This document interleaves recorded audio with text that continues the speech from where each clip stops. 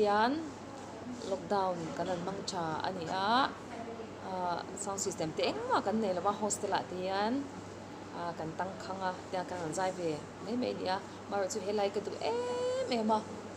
thinung le ri tak ni ta min ngai thak sakha ka do ni